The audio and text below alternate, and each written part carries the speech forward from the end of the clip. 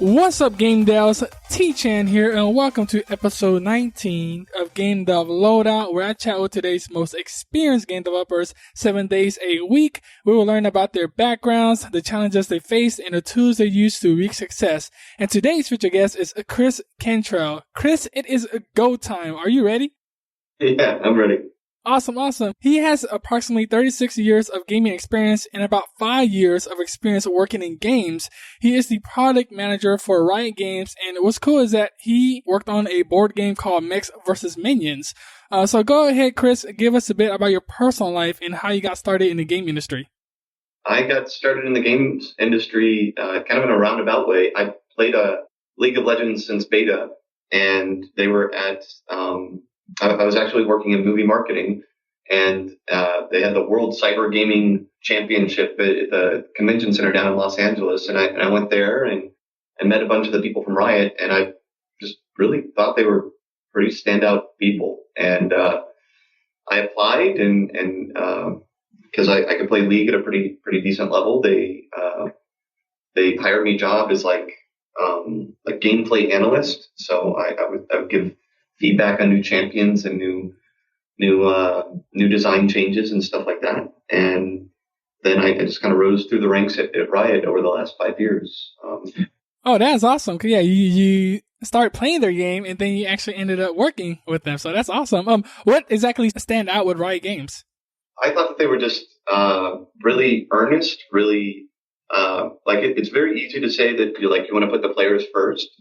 And it's a very different kind of, it doesn't just feel like a bumper sticker here. Like when I was on the release team, we'd be making decisions that were, like tens of millions of dollars, on almost a daily basis on when to push a patch and when to launch and should we do it. And I never heard money kind of come up as like a driving factor in any of those conversations. It's not that we don't care about money, but like what ultimately matters most at Riot is really simple. It's like, well, what's best for the players? And if we can make business sense, then we'll do it. And I think just kind of spiritually, that really hits me correctly. Like I really I feel like I'm helping out other people, and I really believe in kind of the leaders of the company in that sense. And I think they're good guys. So I was working in Hollywood, and that how impressive you look instead of just not needing to kind of celebrate that, just kind of being who you are and doing good work. And I was kind of exhausted with that, that lifestyle. And then I was always worried to get into games because a lot of game industry, the word I always heard was that it's not always, you can't always find a great place to work. The burnout is really high at a lot of studios and stuff like that. And so I was always wary of joining games. And then I met the guys at Riot, and they were like, actually, we do it very differently. Like, because we approach games as a service and we want to build a long-term relationship with players, we try not to burn out our guys. We don't do the crunch, and there's still some crunch, but it's not like expected crunch, like every, the last 6 months of every project, you're just burning the midnight oil. It wasn't that at all, because they see, employees here as kind of long-term investments as well. Oh, I love that. People first, the users first. It's working because Riot Games is like one of the most popular mobiles out there. So now let's go ahead and break it down. What do you consider your main area of expertise? Well, I'm a producer or a product manager. And I think probably what this will sound kind of dorky, but I think what I'm best at is unblocking much more talented people and encouraging them to kind of leverage that talent. Yeah. And it's if you surround yourself with really, really great people, and then you just kind of get out of their way and you unblock them, then they tend to get really excited, and I think they tend to do their best work. And if you surround yourself with amazing people who are doing their best work, then you just kind of ride their coattails, or at least that's what I've tried to do. And it's worked out well for me so far, I guess. I'm really fortunate that I get to work with some extraordinarily talented people. So, can you give us an example? What do you mean by unblock people? Yeah, it can be any number of things. But part of being a product owner at Riot is you kind of own the vision, but you don't have to create the vision. And there are times where it probably helps if you create an initial vision and then you kind of morph and you work with that within the team. But for me, what worked really well was I'd be like, all right, this is the feeling that I hope people get when they do, like, I worked on Mechs vs. Minions, the board game that Riot came out with. And as an example, it was really important to me that when people opened up the box, they just said, wow, like it felt like a neat experience. It was really important that we kind of, I don't know, leverage that in a sense. And so I brought that to the team and I was like, all right, well, what does that look like? What can we do? And they were like, well, we could do this. We could do this. We could do this. We could do trays. We could have this. And I talked to my artist and Danny came up with all these like really brilliant, he's like, well, what if we make it look weathered and stuff like that? I was like, yeah, that sounds great. Just even something as simple as like the outside box. Like I wanted something that was simple and understated so that when you opened it up, it even contrasted like the kind of the simple outside to kind of make all the innards kind of pop to a degree. So that's a weird example of unblocking with vision, but it could be any number of things. It could be, yeah, I'm really working hard on trying to solve this design problem, or it might even be an engineering problem, which I can't even reference. But there are times where you can ask questions like, all right, well, what do you think you should do, and like have them talk out the problem out loud. And often, if you kind of do that, they'll either like land on an answer, and then you can kind of vet that with them and kind of see what they think of it, or they'll land on something even better. But yeah, when I say unblocking, I think most people, when they show up at work, they want to do work that they're proud of. Mm-hmm. They want to do stuff that they're excited about, and that they want to work on a mission that they believe in, and something that's going to make them excited. And we work in games, and in games you get to kind of make people happy, and that feels awesome. And sometimes when you're in the middle of working in a game, it's easy to forget that. It's easy to kind of just be frustrated or just exhausted, or trying to work on a bug that you can't fix, or a publishing strategy that you're unsure of, or there are all these different things that kind of come up that make game design exhausting. But it's helpful to kind of remind yourself every now and then that like we're working on something that like its only purpose is to make people happy, and that's pretty cool. And like kind of reminding yourself of that. As a product manager, what do you think are common mistakes, even at a pro level? I would probably say that it's different per project and per designer. Not properly, either playtesting or vetting. I think it's very easy to kind of get into a silo design, and if you feel very precious with the thing that you're working on, and that can be very common because if people really really love what they're doing, they'll become very protective of it and kind of treat it very precious. But that's actually one of the worst things you can do for a game.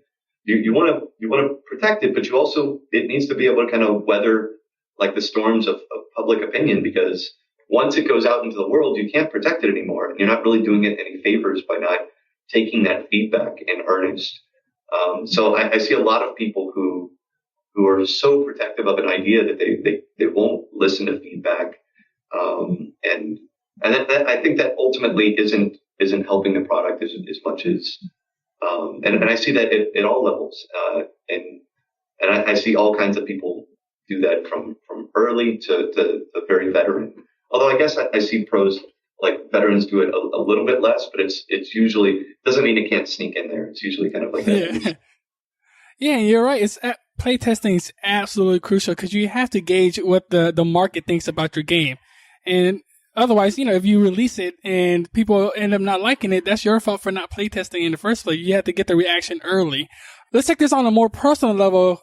Creating a game can be very long and difficult, and I'm pretty sure you have some bad moments. What was the worst moment of your career? That one moment that is still vivid in your mind? Be very detailed and give us that story.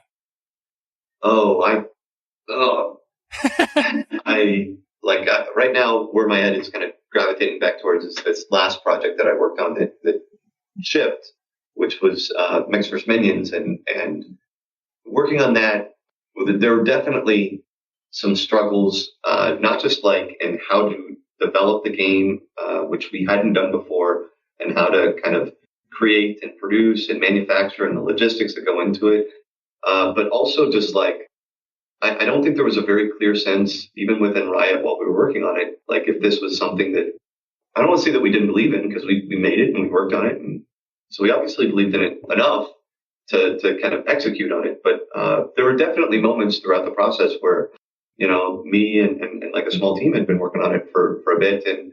And we weren't sure if it was going to launch at all. And I think every game kind of hits moments like that. But working on kind of a board game at a video game company was a very exciting adventure in that capacity. It definitely created those moments where you're just like, oh, all right, well let's bring it in. And I remember there was one moment where me and the lead designer Rick Ernst, we walked in and we set up the game and we showed it to the CEO, and he's on the second turn, so it's like only 3 minutes into the game, and he does it right, and then I think our lead designer was so nervous that he like pushed him out of the way, and it caused the whole team to lose. And so within like 4 minutes of playing, the CEO was like, "So wait, it's over?" And I was like, "Yeah, you lost." And he's like, "'Cause you pushed me out of the way," and Rick was like really embarrassed, and and we just thought for sure the game was going to get canceled in that moment. He was like. Fortunately, we were in a place where he was like, okay, well, maybe we should look at the balance on that one. And it's something that Rick and I still have. That's interesting because you're creating a board game when you're a video game company, so you're taking on like a new endeavor that you just don't know if it's going to launch or not. What do you want to make sure game devs take away from that experience? I think in general, like it's because I've worked on League and I've worked on other projects within Riot that are video games as well. I mean, the core of it does feel very similar, where you're trying to create an experience and you're trying to get in the head of what a player would like and enjoy, puzzles that they'd find satisfying, choices that they'd find interesting. I think those things are very universal. One of the things I liked about board games was it was very easy for us to do prototypes and kind of iterate very quickly. And I think that if you are interested in like the design aspect of development, making paper prototypes, making board games is a very healthy thing to do right now. Board games are kind of in a really exciting space. With that said, though, going through that process is very similar to going through some of the other projects that we went on, where you have to think about what the player's headspace is in, and like I guess the last 10% feels like it's 80% of the work. Like doing that last little bit of polish is really important on both a video game and a board game, and finding ways to kind of like celebrate that really helps. Oh yeah, celebrate. You have to celebrate something like that. You created something, you tried something new and it worked. But what is the best investment you've made? And it could be investment of money, time, or energy. And how did you decide to make that investment? Well, I'd probably say that I invest in people on our team. I just repeatedly, I feel really lucky that that investment kind of tends to pay out.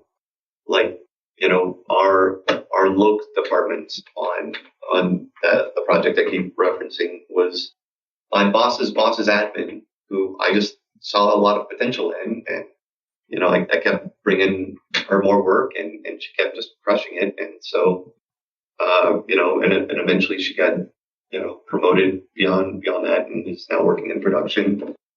Some of the QA folk who were working on the game and kind of helping us balance the game ended up, becoming designers, and we kind of invested time and effort in them and kind of trying to level them up.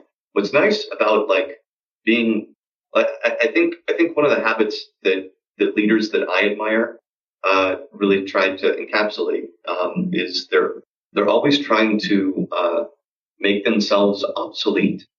Like a good leader doesn't need to be the linchpin. A great leader tries to avoid being the linchpin, and I think they try and like teach the team how to operate without them involved and leveling them up.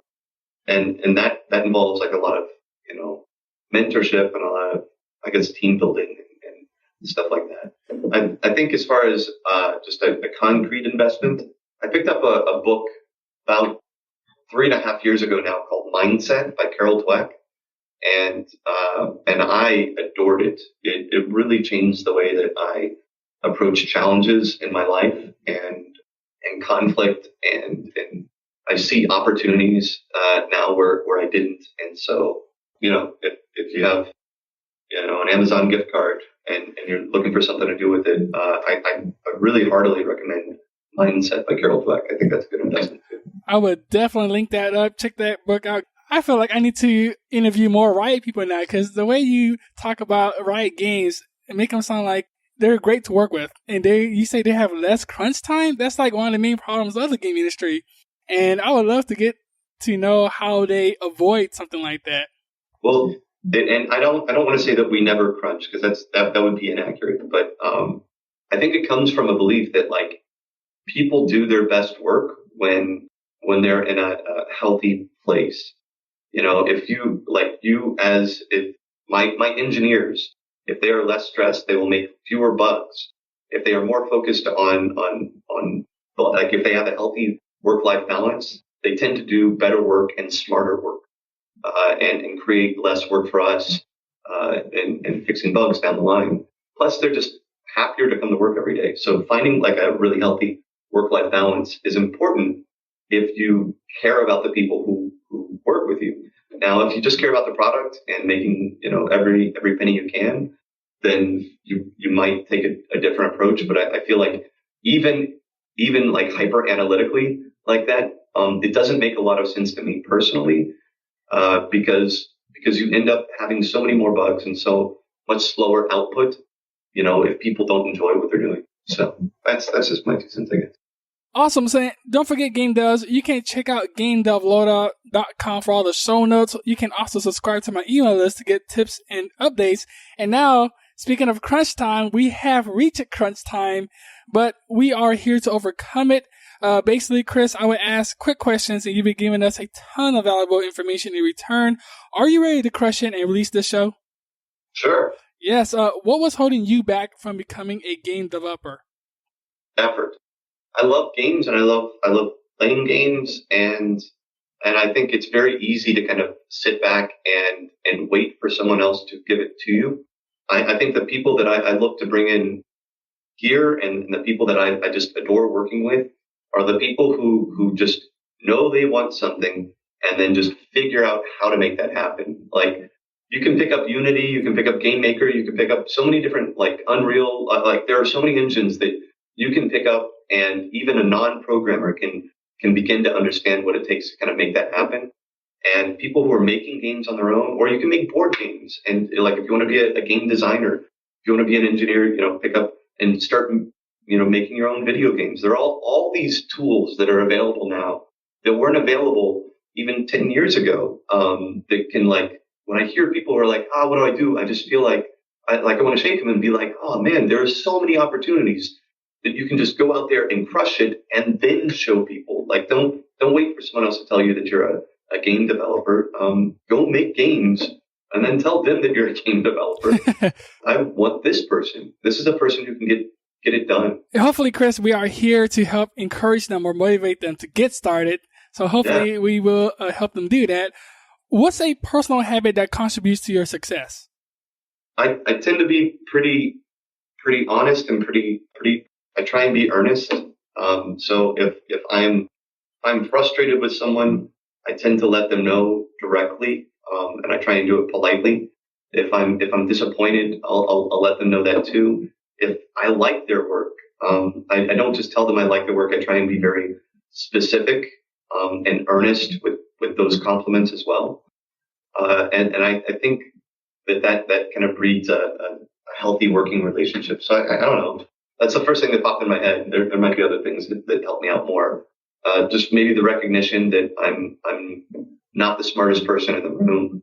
And so approaching problems with that mindset allows me to tap the talent of the team as opposed to think that the team needs me to unlock them. Does that make any sense? Yeah, that makes sense. And you're doing it in such a positive way. Like you're not like making them feel bad or I think it's called saving face. Like you're not making them feel terrible when you're saying like the work is not part of the what you're thinking about. You're doing it in such a subtle way that it's like you're giving them a suggestion to do it another way or to do it like in a better way.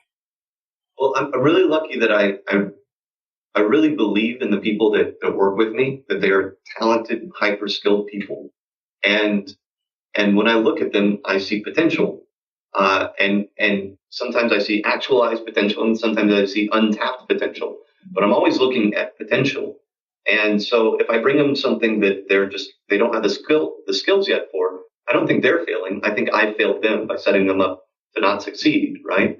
But if I bring them something that like, you know, where I set them up and I tell them I think this is a stretch, and then I watch them crush it. There's nothing. There are a few things more satisfying than kind of watching someone grow in that fashion. Definitely, definitely. What's the best piece of advice you've ever received? Is there a particular one from the book you mentioned? Yeah. Okay. In the book, just as a quick precursor, it basically breaks people down into two different types of people. You either think that intelligence is acquired, or you think that intelligence is given to you at birth.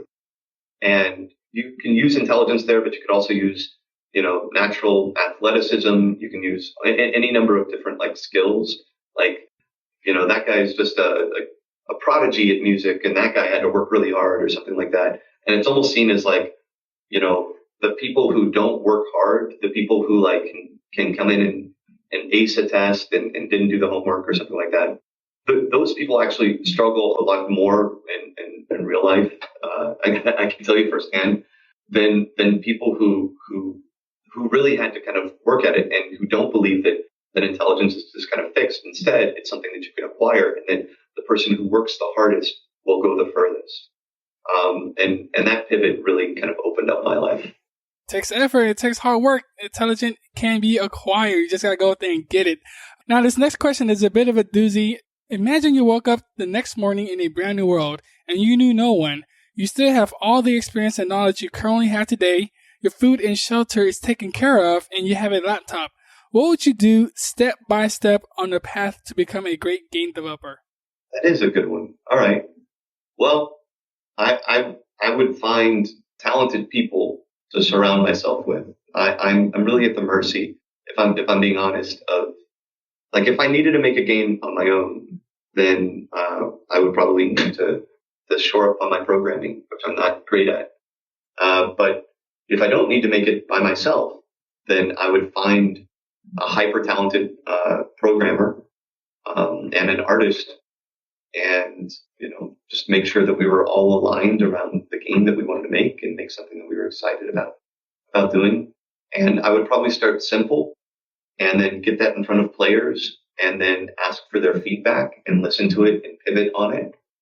And then I would make changes and then ask players, if we had done better, and listen and pivot on that, and try and be very kind of player focused. I think that's how I approach it. I feel lame since I'm in production that I don't have any of the skills necessary. I'm not an artist. I'm not a deep programmer. I just kind of get by on talking to more talented people. Hey, you don't be too hard on yourself, Chris. You like bring the best out of people. Come on now. I try. All right, we have reached the end. Go ahead and give a party piece of guidance in how we can connect with you, and then we'll say goodbye. I think you could reach me on LinkedIn, Chris Cantrell on LinkedIn, and I work at Riot. And what's a parting piece of guidance?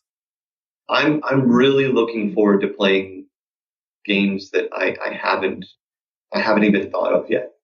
So if you have ideas for games and you're making interesting decisions, please make them. Find a way to get it in front of people. Please don't wait until you join a studio to kind of realize someone else's vision. If you have an idea for a game, make it today.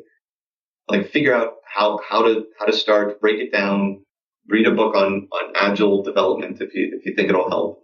But all you need to do is just kind of come up with an idea and then every day work on it a little bit. Even if you have another job, work on it a bit and and then show it to people, listen to their feedback. Yes, you heard them, Game Devs. Get started. There's no reason for you to wait. There's plenty of free tools out there. Just make the effort. Get started today. Chris, it's been a pleasure. Thank you so much for sharing your journey with us. And for that, we are truly grateful. We look forward to your future work. And until then, we will catch you next time. Thanks, Tony. Bye. Thank you, Game Devs, for listening, and remember that knowledge is only potential power, execution is the game. Go check out my website for all the resources and past guests. You can also send me an email to tony@gamedevloadout.com. I would love to hear your feedback. Until then, join me on the next episode. T-Chain